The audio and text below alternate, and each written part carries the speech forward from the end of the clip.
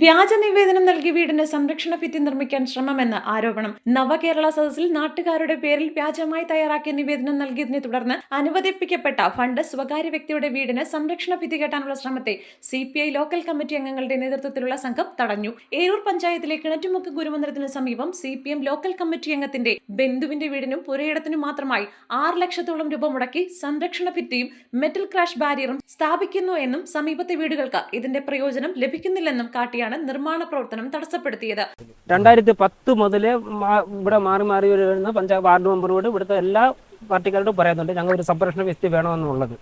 അതൊന്നും ചെവിക്കൊള്ളാതാണ് ഇപ്പോൾ ഒരു വ്യക്തിക്ക് വേണ്ടി മാത്രം ഈ 6 ലക്ഷം രൂപ മുടക്കി ആ ഫ്ലെക്സ് കണ്ടപ്പോഴാണ് ഞങ്ങൾ മനസ്സിലായത് ഇത് കക്ഷി സ്വന്തമായിട്ട് ചെയ്യുകയല്ല ഫണ്ട് അനുവദിച്ച് ചെയ്യുക എന്നുള്ളത്.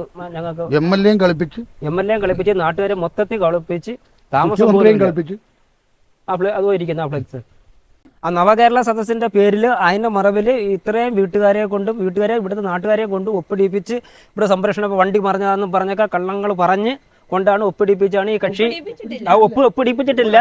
കക്ഷി ഒപ്പിട്ടോ ഇല്ലെന്ന് ഞങ്ങൾക്ക് അറിയത്തില്ല.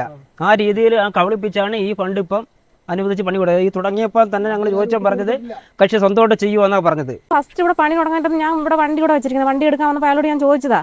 അപ്പോൾ അയാൾ പറഞ്ഞത് കുഞ്ഞാ ഞാൻ സ്വന്തമായിട്ട് പൈസ ചിലവാക്കി ഇവിടെ ഇത്തിരി കോൺക്രീറ്റ് ചെയ്ത് കെട്ടാൻ പോകുന്ന അയാൾ പറഞ്ഞത്. അല്ല ഇതിങ്ങനെയുള്ളതൊന്നും അയാൾ പറഞ്ഞിട്ടില്ല. എന്നാൽ MLA ഇടപെടലിനെ തുടർന്നാണ് പ്രസ്തുത വർക്കിനുള്ള സാങ്കേതിക അനുമതിയും മറ്റും പെട്ടെന്ന് നേടിയെടുക്കാനായതത്രേ. തുടർന്ന് സ്ഥലപരിശോധന നടത്തിയതും നിർമ്മാണ പ്രവൃത്തി ആരംഭിച്ചതെന്നും റോഡരികിൽ 40 മീറ്റർ നീളത്തിൽ മെറ്റൽ ക്രാഷ് ബാരിയർ സ്ഥാപിക്കുന്നതിന് വേണ്ടി ഒരു ഭാഗത്ത് കോൺക്രീറ്റ് ഭിത്തി കെട്ടേണ്ടതുണ്ടെന്നും അസിസ്റ്റന്റ് എഞ്ചിനീയർ പറയുന്നു. പരിസരവാസികളെ കാര്യങ്ങൾ പറഞ്ഞ് ബോധ്യപ്പെടുത്തി നിർമ്മാണ പ്രവൃത്തി നടപ്പാക്കുന്നതെന്നും എതിർക്കപ്പെടുകയാണെങ്കിൽ മറ്റ് നിയമ നടപടി സ്വീകരിക്കുന്നതാണെന്നും AE അറിയിച്ചു. നവകേരള സദസ്സിൽ പ്രദേശവാസികളുടെ പേരിൽ വ്യാജ നിവേദനം നൽകിക്കൊണ്ട് പൊതുഫണ്ട് ഉപയോഗിച്ച് ബന്ധുവിന്റെ വീടിനും വസ്തുവിനും സംരക്ഷണ ഭിത്തി നിർമ്മിക്കാനുള്ള ശ്രമമാണ് CPM ലോക്കൽ കമ്മിറ്റി അംഗം നടത്തിയതെന്നും സ്ഥലത്ത് ഫ്ലെക്സ് ബാനർ സ്ഥാപിച്ചതോടെ നാട്ടുകാർ ഈ വിവരം അറിഞ്ഞതെന്നും സമീപത്തെ അപകടാവസ്ഥയിലായ മറ്റു വീടുകൾക്കും ഇത്തരത്തിൽ സംരക്ഷണ ഭിത്തി നിർമ്മിക്കണമെന്നും LDF വാർഡ് കമ്മിറ്റി സെക്രട്ടറി ആവശ്യപ്പെടുന്നു. 4 വീടുണ്ട്, അപകട ഭീഷണിയിലുള്ള 4 വീട് നമ്മുടെ ഇവിടെ ഉണ്ട്. ആ 4 വീടും SC-കാരുടെയാണ്. ആ വീടിന് സംരക്ഷണം ഇല്ലാതെ ഒരു നേതാവ്, നമുക്ക് നേതാവെന്ന് പറയാൻ കൊള്ളില്ല, ഈ 3.5 മീറ്റർ മാത്രം ഇവിടെ കെട്ടുന്ന ഇതിനാ നമ്മൾ AU വരാമെന്ന് പറഞ്ഞിട്ടുണ്ട്. AU വന്നാലേ അതിൻ്റെ കാര്യങ്ങൾ പറയാനുള്ളൂ. എങ്കിലും ഇത് കെട്ടുന്നത് യോഗ്യതയല്ല എന്ന് പ്രാദേശികമായിട്ട് ഞങ്ങൾ ആവശ്യപ്പെട്ടതാണ്. താമസം പോലും ഇല്ലാത്ത 4 വീടും അപകട ഭീഷണിയില്ല. 4 വീടും ഇതേപോലെ അതും കൂടെ കെട്ടണമെന്നും ഒരു അഭിപ്രായമാണ് ഞങ്ങളുടെ ഉള്ളത്. ഇത് കെട്ടുന്നതിന് മുമ്പ് അത് കെട്ടിയിട്ടേ ഇത് കെട്ടാവും. അല്ലാതെ വേറെ ഇവിടെ മറ്റു കാര്യങ്ങളൊന്നുമില്ല. ഇതേപോലെ 4 വീട് കിടക്കുന്നതുകൊണ്ടും ഇവിടെ 4 വീട് പാവപ്പെട്ട ആൾക്കാർ കിടക്കുന്നതുമാണിത്. ആ പാവപ്പെട്ട വീട്ടുകാരെ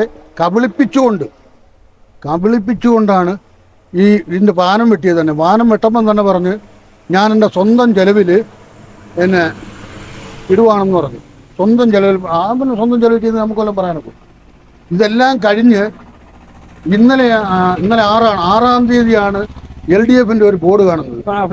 LDF-ന്റെ യഥാർത്ഥത്തിൽ ഇവിടുത്തെ സെക്രട്ടറി ഞാനാണ്.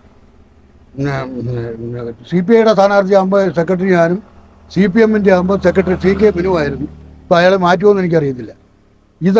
ഞാൻ അറിഞ്ഞിട്ടില്ല ഇങ്ങനൊരു ബോർഡ് ഇവിടെ വരുന്നതും ഇങ്ങനൊരു തുക അനുവദിച്ചതും.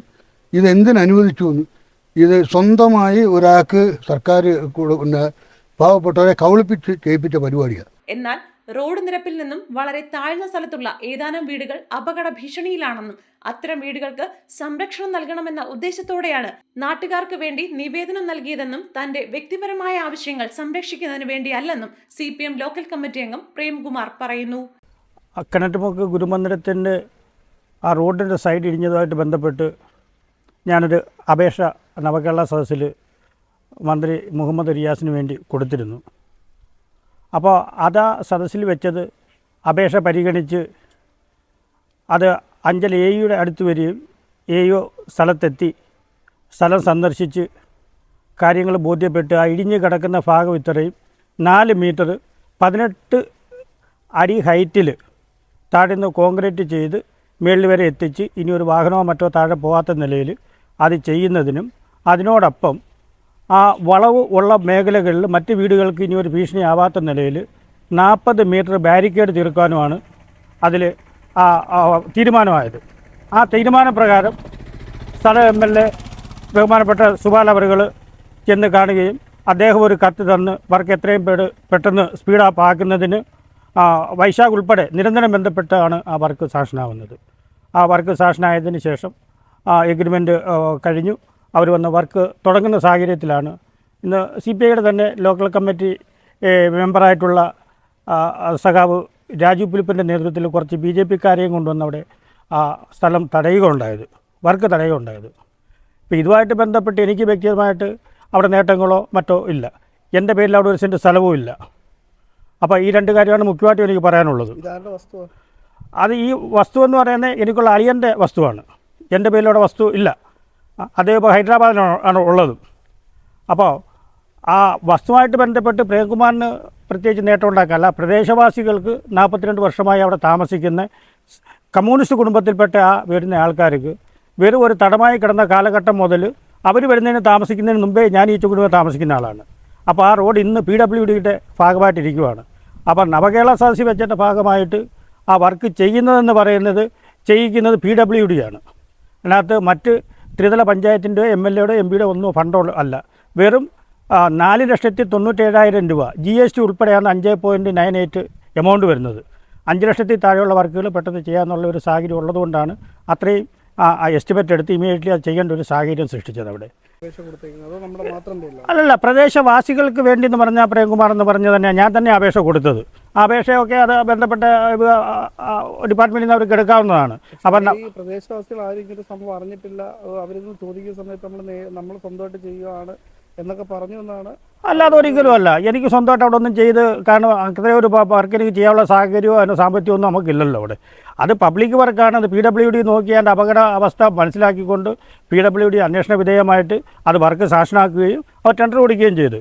അത് വർക്ക് നടന്നോ നടന്നില്ലയോ അത് എനിക്ക് പ്രശ്നം, എന്നെ ബാധിക്കുന്ന കാര്യങ്ങളല്ല.